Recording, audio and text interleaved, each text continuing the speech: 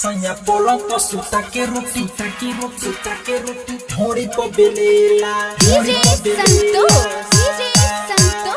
ढोड़ी पर बेलेला सैया पोलंग पर सुता के रोटी ढोड़ी पर बेलेला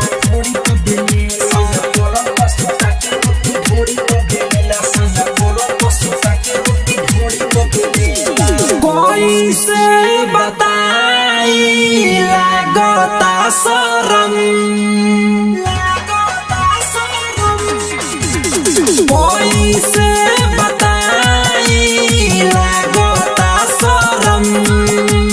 चढ़ली जवानी हमर हो जाता गरम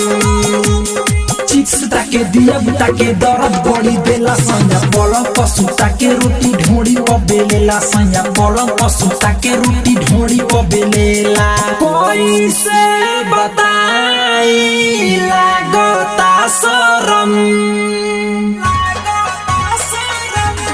आए हाय कोई से बताई लागता शरम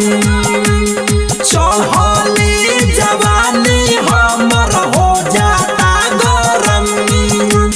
चिप्स ताके दिया बुता के दर्द बड़ी देला सैया पलंग पर सुता के रोटी ढोड़ी पर बेलेला सैया पलंग पर सुता के रोटी ढोड़ी पर बेलेला ताना स्टूडियो दिल्ली सैया पलंग पर सुता के रोटी ढोड़ी पर बेलेला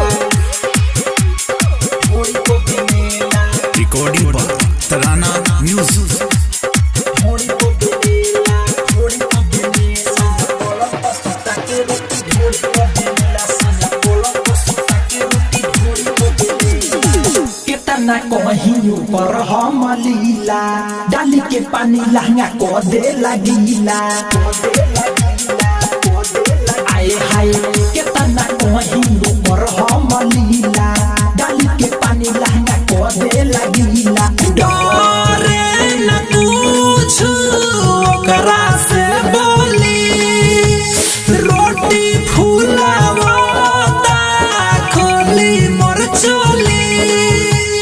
बात में हमके फंसा के राइचिया को देला सैया पलंग पर सुता के रोटी ढोड़ी पर बेलेला सैया पलंग पर सुता के रोटी ढोड़ी पर बेलेला डीजे संतोष सैया पलंग पर सुता के रोटी ढोड़ी पर बेलेला सैया पलंग पर सुता के रोटी ढोड़ी पर बेलेला जखमी जयराम से रही परेशान हो ढोड़ी पयाटा कर देता जियान हो जखमी जयराम से रही परेशान हो ढोड़ी पयाटा कर देता जियान हो परदीप प्रेमी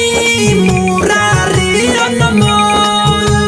झार देता लहंगा के भीतर सारा झोल सारी रात करेला लीला सुते नहीं देला सैया पलंग पर सुता के रोटी ढोड़ी पर बेलेला सैया पलंग पर सुता के रोटी ढोड़ी पर बेलेला सैया पलंग पर सुता के रोटी ढोड़ी पर बेलेला।